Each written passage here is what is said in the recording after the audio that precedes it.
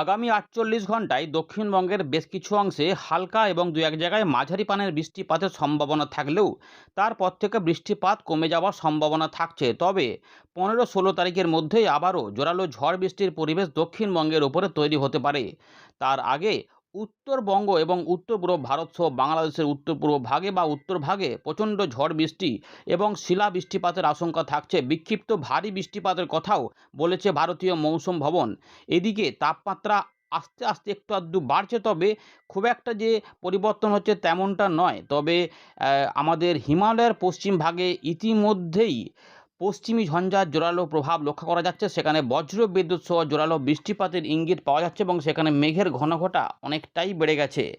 নতুন করে আবারও একটি পশ্চিমী ঝঞ্ঝা আসবে, তবে তার মধ্যেই কিন্তু আমরা যেটা দেখব যে আমাদের বাংলার আবহাওয়াতে বেশ কিছু পরিবর্তন হয়ে যাবে।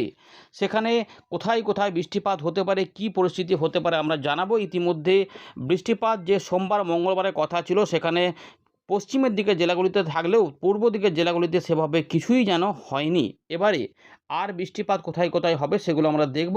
তো কি বলছে আবহাওয়া দপ্তর সেটা একবার দেখে নিই, তারপর আমরা এখান থেকে শুরু করব। আপনার এলাকায় আজ কি আকাশ ঝাপসা, না পরিষ্কার, নাকি রোদ ঝলমলে, নাকি একদম বৃষ্টিপাতের মতো পরিবেশ মনে হচ্ছে? কমেন্ট করে কিন্তু জানাবেন।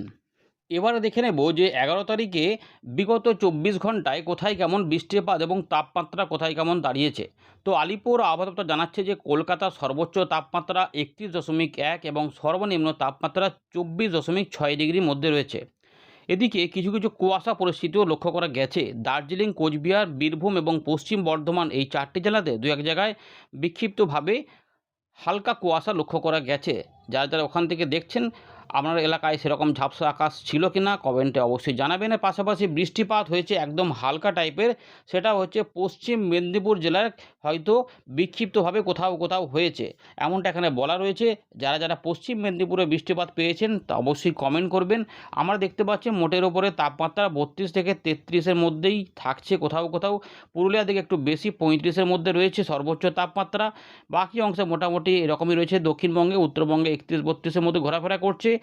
সর্বনিম্ন তাপমাত্রা আমরা দেখতে পাচ্ছি যে এখানে ২০ ডিগ্রি থেকে ২৩ ডিগ্রি বা কোথাও কোথাও ২৭ ডিগ্রি আশেপাশেও রয়েছে। কলাইকুণ্ডার দিকে ২৭ ডিগ্রি কাছাকাছি রয়েছে, মানে এদিকটা একটু বেশি গরম পড়েছে। মোটামুটি ২৩ ডিগ্রি আশেপাশে, ২১ থেকে ২০ থেকে ২৩-এর মধ্যেই কিন্তু সর্বনিম্ন তাপমাত্রা ঘোরাফেরা করছে এখনটা বলা যায়। এবারে দেখে নেব ১১ তারিখ সকালবেলায় ভারতীয় মৌসুম ভবনের দেওয়া গুরুত্বপূর্ণ আপডেট আগামী কয়েকদিনের জন্য। তো যেহেতু পশ্চিমী ঝঞ্ঝার প্রভাব হয়েছে, তাই হিমালয়ের পশ্চিমভাগে উত্তরাখণ্ড এবং হিমাচল প্রদেশে বৃষ্টিপাতের পরিবেশ রয়েছে, সেখানে সেগুলো চালু হয়ে গেছে এবং এখানে নতুন করে আরেকটি ঝঞ্ঝা আসবে, যা ১৪ তারিখ আসার কথা, যার ফলে ১৪ তারিখ থেকে ১৬ তারিখের মধ্যে পাঞ্জাব, হরিয়ানা, চণ্ডীগড়ে বজ্রবিদ্যুৎ সহ বৃষ্টিপাত হবে, সঙ্গে ঝোড়ো হাওয়াও জুটতে পারে। এর পাশাপাশি পশ্চিম উত্তরপ্রদেশ, পশ্চিম রাজস্থান এবং পূর্ব রাজস্থানও এর প্রভাবে ১৪-১৫ তারিখে বৃষ্টিপাত হতে পারে। এদিকে আমাদের উড়িষ্যা, বিদর্ভ, ছত্তিশগড়, উত্তরবঙ্গ, গাঙ্গেয় পশ্চিমবঙ্গ, ঝাড়খণ্ড, বিহার এই সমস্ত এলাকার উপরে বৃষ্টিপাত হবে বলে জানিয়েছে ভারতীয় মৌসুম ভবন। এর পাশাপাশি ১৪ই মার্চ আসাম এবং মেঘালয় এই দুই রাজ্যে কোথাও কোথাও বিক্ষিপ্তভাবে ভারী বৃষ্টিপাত হতে পারে। এদিকে আমাদের দেশে তাপপ্রবাহ শুরু হয়েছে, যা তীব্র আকারেও থাকতে পারে গুজরাটের দিকে, এছাড়াও থাকতে পারে পশ্চিম রাজস্থান, বিদর্ভ, উত্তর কোঙ্কণ এবং গুজরাট রাজ্যে। এর পাশাপাশি গরম অস্বস্তিকর পরিবেশ তৈরি হয়েছে গুজরাটের উপকূলবর্তী এলাকাতে। এদিকে তাপমাত্রা নিয়ে কি বলছে ভারতীয় মৌসুম ভবন, যে আমাদের এখানে মধ্য ভারত এবং উত্তর পূর্ব ভারতে আগামী ৩ দিনে বড় কোনো পরিবর্তন থাকছে না, তবে ৩ দিন পর থেকে ৩ থেকে ৪ ডিগ্রি তাপমাত্রা পতন হবে, কারণ সেখানে বৃষ্টিপাতের পরিবেশ তৈরি হয়ে যাবে। এর পাশাপাশি আমাদের এখানে বলার মতো কিছু নেই। গুজরাট, কোঙ্কণ, গোয়া এখানে দুদিন ২-৩ দিন পর্যন্ত সেরকম পরিবর্তন নেই, তারপর থেকে আবার ২ থেকে ৩ ডিগ্রি পড়তে পারে। সম্ভবত বৃষ্টিপাতের এখানে পরিবেশ তৈরি হবে। একটা চিত্র আপনাদের দেখাবো, তার আগে ওয়েদার সিস্টেম বর্তমানে কী কী আছে একটু বলে নেওয়া যাক। তো এই মুহূর্তে যে লেটেস্ট আপডেটটি বেরিয়ে এসেছে, তাতে আমরা দেখতে পাচ্ছি যে পূর্ব বাংলাদেশ এবং সংলগ্ন এলাকার উপরে একটি ঘূর্ণাবর্ত অবস্থান করছিল, সেটা ইতিমধ্যে শক্তি ক্ষয় করেছে এমনটা জানা যাচ্ছে। এর পাশাপাশি দক্ষিণ ঝাড়খণ্ড এবং সংলগ্ন উত্তর ছত্তিশগড়ের উপরে একটি ঘূর্ণাবর্ত অবস্থান করেছে এবং একটি অক্ষরেখা এই ঘূর্ণাবর্ত থেকে দক্ষিণ কর্ণাটকা পর্যন্ত বিস্তৃত রয়েছে, যেটি উড়িষ্যা, ছত্তিশগড়, বিদর্ভ, মারাঠাওয়াড়া এবং কর্ণাটকার ভিতরের উপর দিয়ে বিস্তৃত হয়েছে। এদিকে আর কি রয়েছে, আর জানা যাচ্ছে যে নতুন করে একটি পশ্চিমী ঝঞ্ঝা আমাদের ভারতের উত্তর পশ্চিম ভাগে 14ই মার্চ এফেক্ট করবে। দক্ষিণ পশ্চিম বঙ্গোপসাগর এবং সংলগ্ন উত্তর শ্রীলঙ্কার কাছে একটি ঘূর্ণাবর্ত তৈরি হয়ে সেখানে কিছু মেঘের ঘনাঘটা হয়তো তৈরি করতে পারে, এরকম ব্যাপার বোঝা যাচ্ছে। আমরা যদি চিত্রের মাধ্যমে আলোচনাটা বলি তাহলে দেখুন, বাঁদিকের চিত্রে দেখতে পাচ্ছি যে বৃষ্টিপাত হতে পারে জম্মু কাশ্মীর, লাদাখ, গিলগিট, বালচিস্তান, মুজাফরবাদ, হিমাচল প্রদেশ, উত্তরাখণ্ড এবং উত্তর পূর্ব ভারতের বিহার, ঝাড়খণ্ড, উড়িষ্যা সহ আমাদের পশ্চিমবঙ্গ, আসাম, মেঘালয়, নাগাল্যান্ড, মণিপুর, মিজোরাম, ত্রিপুরা এবং অরুণাচল প্রদেশে, এর পাশাপাশি তামিলনাড়ু এবং কেরালা, মাহে, পুদুচেরি, কারাইকেল এই অঞ্চলে কিছু বৃষ্টিপাতের প্রকোপ হতে পারে, যার মধ্যে সতর্কতা আবার রয়েছে আমাদের তাপপ্রবাহ এবং রয়েছে যেখানে আমাদের গরম অস্বস্তিকর পরিবেশ, সেগুলো আমাদের ভারতের পশ্চিমের দিকে দেখতে পাচ্ছি। একদম উত্তরভাগে জম্মু ডিভিশনে ওখানে কিন্তু বজ্রবিদ্যুৎ সহ ভারী বৃষ্টিপাত এবং শিলা বৃষ্টিপাতের ব্যাপার কিন্তু লক্ষ্য করা যাচ্ছে। শিলা বৃষ্টিপাত হতে পারে হিমাচল প্রদেশে, এর পাশাপাশি বিহার, ঝাড়খণ্ড, উড়িষ্যা, পশ্চিমবঙ্গ, অরুণাচল প্রদেশ, আসাম, মেঘালয় এবং ত্রিপুরা, মিজোরাম, মণিপুর এই জোনটার সঙ্গে বাংলাদেশের বেশ কিছু অংশে বজ্রকর্ম মেঘে বিক্ষিপ্তভাবে বৃষ্টিপাতের সম্ভাবনা এখানে বোঝা যাচ্ছে। এইরকম কিন্তু চিত্রগুলিতে আমরা দেখতে পাচ্ছি 12 তারিখ পর্যন্ত থাকছে, অর্থাৎ 48 ঘন্টা বৃষ্টিপাতের পরিবেশ থাকতে পারে। তারপরে দক্ষিণবঙ্গের পরিবেশটা বদল হয়ে যাবে, কিন্তু উত্তরবঙ্গ, উত্তর পূর্ব ভারত এবং বাংলাদেশের উত্তরভাগে জোরালো বৃষ্টিপাত আসবে, যার জন্য ওয়াইড স্প্রেড বা ফেয়ারলি ওয়াইড স্প্রেড রেনফলের কিন্তু আশঙ্কা থাকছে, যদিও আবহাওয়া দপ্তর ফেয়ারলি ওয়াইড স্প্রেড বলেছে, অর্থাৎ অনেকাংশেই বৃষ্টিপাত হতে পারে বলে উল্লেখ করেছে। আপনাদের সামনে তুলে ধরলাম। এবার আমরা উইন্ড থেকে বাকি বিষয়গুলোকে দেখাবো। এতক্ষণ পর্যন্ত আপডেটটি আপনাদের ভালো লেগে থাকলে একটি লাইক করে আমাদের অনুপ্রাণিত করতে ভুলবেন না। আমরা আবারও ফেরত চলে এলাম উইন্ডির লাইভ স্ক্রিনে। এই মুহূর্তের আপডেট বলছে যে আমাদের বাংলার উপরে কিন্তু বিভিন্ন আকাশের বিভিন্ন অংশ কিন্তু মেঘলা মেঘলা ভাব রয়েছে, কোথাও হয়তো ঝাপসা আকাশ এবং কোথাও বৃষ্টিপাতের পরিবেশের মতো একটা পরিস্থিতি রয়েছে, হয়তো বৃষ্টিপাত হতে পারে বলে আপনাদের মনে হতে পারে, কারণ সেই পরিস্থিতিও রয়েছে। কারণ পুরোপুরি যে পরিষ্কার সেমনটা বলা যাবে না, কোথাও একটু বেশি পরিষ্কার, কোথাও আবার একটু ঝাপসা, কোথাও আবার একটু মেঘলা মেঘলা মতো করে রয়েছে। জানাবেন আপনাদের এলাকায় আকাশ পরিস্থিতি কেমন, আপনারা দেখতে পাচ্ছেন যে পুরোপুরি পরিষ্কার নাকি একটু ঝাপসা ঝাপসা ভাব বলে আপনাদের মনে হচ্ছে। এবারে দেখে নেব বজ্রকর্ম মেঘ তৈরি হলে কোথায় কোথায় হতে পারে এবং আগামী কয়েকদিনের দুর্যোগপূর্ণ পরিস্থিতি হলে 15, 16 তারিখ, 17 তারিখের মধ্যে কোথায় কোথায় হতে পারে, কেমন হতে পারে, কী পরিবর্তন এসেছে।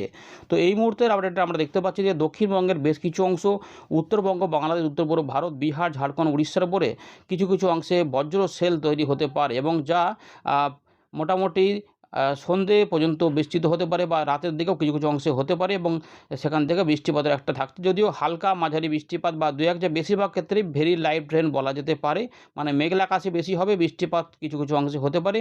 তো এই মুহূর্তের আপডেট বলা যাচ্ছে যে রাত থেকে সকালে কিন্তু উত্তরভাগে বাংলার বৃষ্টিপাতের সম্ভাবনা, বজ্রবিদ্যুৎ অ্যাক্টিভিটি সহ বৃহস্পতিবারে বৃষ্টিপাতটা কিছুটা পূর্ব দিকে সরে যেতে পারে। আমাদের দক্ষিণবঙ্গের পূর্ব দিক বলতে বীরভূম, মুর্শিদাবাদ, পশ্চিম বর্ধমানে ঠিক নেই, পূর্ব বর্ধমান, তার পাশাপাশি কিছুটা নদিয়া, কলকাতা, হাওড়া, হুগলি, 24 পরগনা এবং মেদিনীপুরের পূর্ব দিকগুলোতে এবং বাংলাদেশের খুলনা, বরিশাল, ঢাকা, চট্টগ্রাম সহ ত্রিপুরা, মিজোরাম, মণিপুর এবং আমাদের উত্তরবঙ্গের জেলাগুলিতে সম্ভাবনা। পরবর্তী ক্ষেত্রে যদি সম্ভাবনা ভালো থাকে তাহলে মেদিনীপুরের দিকে এবং ঝাড়গ্রামের আশেপাশে কিছু অংশে বৃষ্টিপাতের আশঙ্কা থাকছে, তবে হালকা দু এক জায়গায় মাঝারি এরকম করে থাকতে পারে। দেখাবো এরপরে 13, 14, 13, 14 এবং কিছুটা 15 মোটামুটি বৃষ্টিপাতগুলো আস্তে আস্তে কমে গিয়ে আবার একটুখানি 15 তারিখ থেকে, মানে রবিবার থেকে আবার বৃষ্টিপাত দক্ষিণবঙ্গে বজ্রসেল তৈরি হতে পারে, যা উড়িষ্যা, ঝাড়খণ্ড, ছত্তিশগড়ের উপর দিয়ে পশ্চিমবঙ্গের উপর প্রভাব বেশি করে বাংলাদেশ হয়ে উত্তর পূর্ব ভারতে প্রভাব দিতে পারে এবং 15 থেকে 16, 17 এই সময়কালে